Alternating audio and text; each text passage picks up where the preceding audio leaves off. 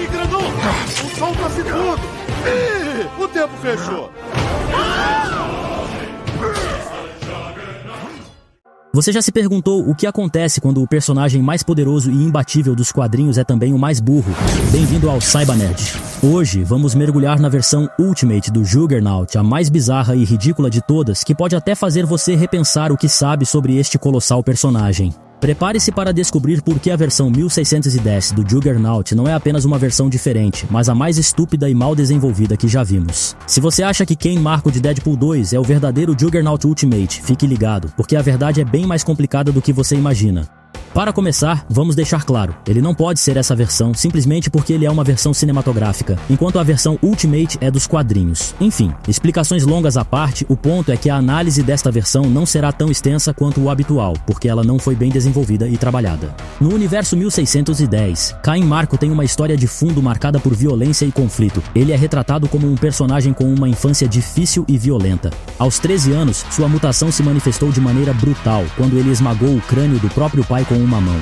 Sim, nesta versão Kane Marko é um mutante. Desde o início nos dizem que Kane era mau devido a uma infância difícil. Provavelmente difícil, porque ninguém mata os pais sem motivo. Mas nos faltam detalhes e não conseguimos sentir empatia ou emoções por esse personagem. Kane e Vampira trabalhavam juntos, ela era o cérebro e ele a força. Quando Kane Marko e Marian Carlyle, o verdadeiro nome da Vampira Ultimate, foram presos na base da Arma X na Finlândia, Kane finalmente se sentiu verdadeiramente livre com ela. Ele a amava, mas ela não retribuía esse sentimento. Kane sempre foi considerado estúpido e ignorante porque ele costumava destruir tudo, embora essa impressão tenha funcionado a seu favor. Por exemplo, se ele fosse tão burro quanto pensavam, não teria conseguido manipular Ciclope apenas com palavras, sem recorrer a trollagens bobas típicas da internet, mas com movimentos comunicativos bem calculados. Em algum momento, como outros mutantes, Kane foi forçado a se juntar à Arma X, uma organização cujo lema era lutar fogo com fogo, usando mutantes para combater outros mutantes. Explosivos foram implantados nas cabeças dos prisioneiros para evitar fugas e Juggernaut e os outros eram obrigados a seguir as ordens do coronel John Wraith, mais tarde conhecido como Vindicator. Parecia impossível escapar do cativeiro, mas a salvação veio de onde menos se esperava.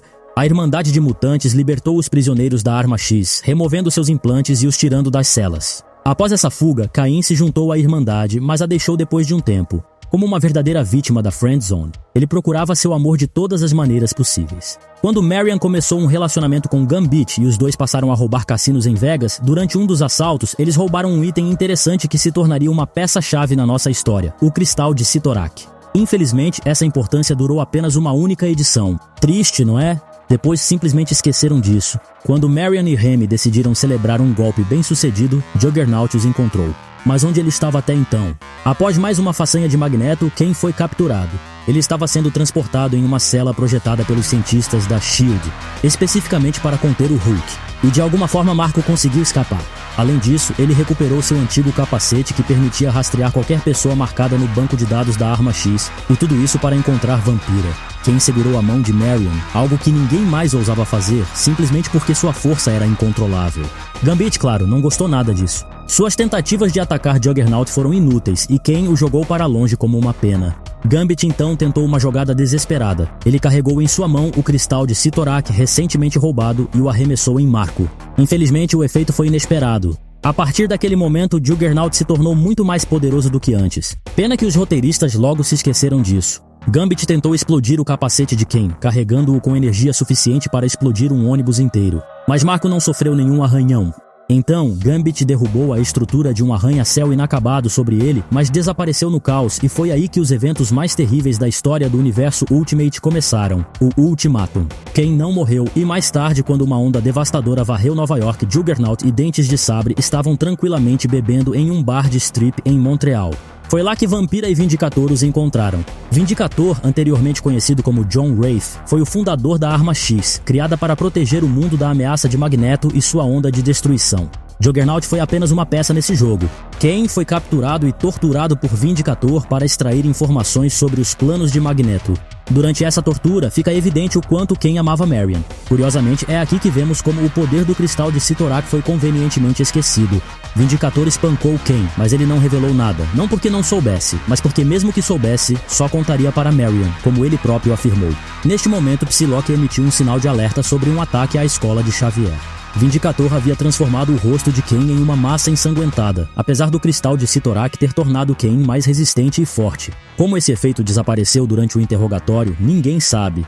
Isso nos leva a concluir que os roteiristas simplesmente esqueceram desse detalhe. Um grupo de caçadores de mutantes usando armaduras dos sentinelas invadiu a escola para matar todos os habitantes, adultos, mulheres e crianças, simplesmente porque eram mutantes.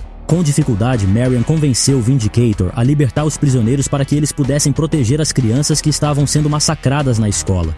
Cain Marko, o Juggernaut, morreu quando uma flecha envenenada perfurou seu olho através da viseira do capacete. Ele morreu defendendo as crianças, e em seus últimos segundos transferiu tudo o que tinha para sua amada vampira. Agora, resumindo tudo o que foi dito acima, podemos esboçar a estrutura conceitual deste personagem. A história de Cain é trágica e marcada por uma infância difícil, o que moldou seu destino. No entanto, a falta de detalhes e o desenvolvimento superficial do personagem nos impedem de sentir empatia por ele, como fazemos com a versão original. Simplesmente nos é dito que Cain é mau porque teve uma infância difícil, mas isso não é suficiente para nos conectar emocionalmente. Cain se via como lixo, mas ainda assim acreditava que algo de bom poderia surgir desse lixo. Infelizmente, os roteiristas não deram a devida atenção ao personagem. Vou explicar com um exemplo simples. Um dia ele sobrevive a uma explosão que poderia destruir um ônibus e a uma queda de um arranha-céu, e no outro, Vindicator o espanca até ele virar uma massa ensanguentada e uma flecha o mata. Sim, certamente o Ultimatum continua a ser um caos até fora de sua trama principal. O mais importante é que Nick Fury considerou o Juggernaut uma ameaça ao nível do Hulk. No entanto, sejamos honestos, a versão do Marco 1610 não chega nem perto do Hulk, nem mesmo nesta versão do universo. Se você não está familiarizado com essa versão do Hulk, posso fazer um vídeo sobre o Hulk 1610, deixem nos comentários se vocês querem. Não importa como você olhe para isso, esta versão é muito mais fraca que a original. Aqui ele é um mutante, o que obviamente limita o personagem em suas habilidades. Mesmo com o cristal de Cyttorak, que ele absorveu e que deveria torná-lo mais forte e resistente, esse poder parece ter sido ignorado. Os olhos de Marco continuaram vulneráveis mesmo com o cristal, e isso acabou levando à sua morte. No entanto, há uma coisa clara, sua lealdade à mulher que nem ao menos o amava. Para ela, ele sempre foi o Cainzinho burro. Parece que ele também foi apenas o Cainzinho burro para os roteiristas. E é isso. Considerando tudo o que foi dito, eu realmente acredito que essa versão do Juggernaut é a mais estúpida. Não porque Cain seja um personagem estúpido, mas por causa das decisões dos roteiristas e da forma como o personagem foi desenvolvido.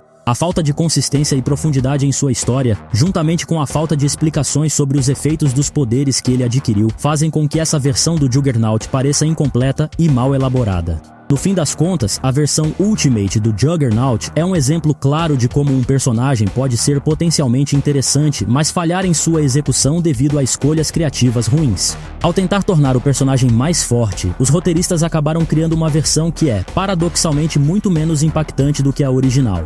A complexidade e os conflitos internos do personagem não são bem explorados e a narrativa deixa muito a desejar.